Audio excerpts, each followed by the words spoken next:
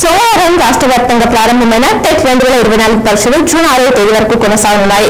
Army sector engineering Nizamabad knowledge park international స్కూల్లో పరీక్ష కేంద్రాలు ఏర్పాటు చేశారు. ఉదయం పరీక్షకు 170 మందికి 92 మంది హాజరయ్యారు. మధ్యాహ్నం పరీక్షకు 170 మందికి 156 మంది హాజరైనట్లు డీఈఓ దుర్గాప్రసాద్ తెలిపారు. మాట్లాడు మండల సొసైటీ పరిధిలోని గ్రామాలకు సబ్సిడీపై వచ్చిన జీలక విత్తనాలు పంపిణీ కార్యక్రమాన్ని బుధవారం వ్యవసాయ శాఖ వారు పంపించనున్నట్లు అధికారులు తెలిపారు. రైతులు తప్పనిసరిగా పాస్ బుక్ తీసుకుని మాట్లాడు సొసైటీకి రావాలన్నారు. మాట్లాడు మండలం చిప్పి గ్రామంలో శ్రీ లక్ష్మీ నరసింహస్వామి కళ్యాణోత్సవాన్ని వేద పండితులు మంత్రోచ్చరణ నడుమ వైభవంగా నిర్వహించారు. నగరంలోని వినాయక్ నగర్ లో గల శ్రీ లక్ష్మీ నరసింహస్వామి ఆలయంలో నరసింహస్వామి జన్మదిన వేడుకలు ఘనంగా నిర్వహించారు. పెద్ద ఎత్తున భక్తులు హాజరై పూజలు చేస్తున్నారు.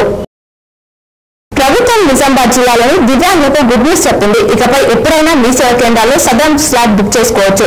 ఇదివరకు ప్రతి నెల 2-4 వారాలు సదరన్ శిబిరాలను ఏర్పాటు చేసి దానికి వారం ముందు టోకెన్లు జారీ చేసేవారు. ఇకపై సంవత్సరంలో ఎప్పుడైనా స్లాట్ బుక్ చేసుకునే వెసులుబాటు కల్పించింది.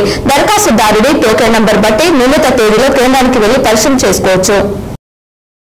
ఈ నెల 24 నుంచి డిచ్పల్లిలోని ఎస్బీఐ స్వయం ఉపాధి శిక్షణ సంస్థ ఆధ్వర్యంలో ఉచిత ఫోటోగ్రఫీ, వీడియోగ్రఫీ శిక్షణ ఇవ్వనున్నట్లు డైరెక్టర్ శ్రీనివాస్ తెలిపారు. ఉమ్మడి నిజామాబాద్ జిల్లాలోని నిరుద్యోగ యువత ఈ అవకాశాన్ని సద్వినియోగం చేసుకోవాలని సూచించారు.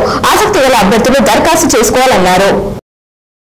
హైదరాబాద్ క్రికెట్ అసోసియేషన్ అధ్యక్షుడు జగన్ మోహన్ రావుకు నిజామాబాద్ క్రికెట్ అసోసియేషన్ సభ్యులు ఘన స్వాగతం పలికారు. నిజామాబాద్ లోని గిరిరాజ్ కాలేజ్ గ్రౌండ్ లో నిర్వహిస్తున్న సమ్మర్ కోచింగ్ క్యాంప్ ముగింపు కార్యక్రమానికి ఆయన హాజరయ్యారు. ఆయనకు క్రీడాకారులు పుష్పగుచ్చాలు అందజేసి స్వాగతించారు.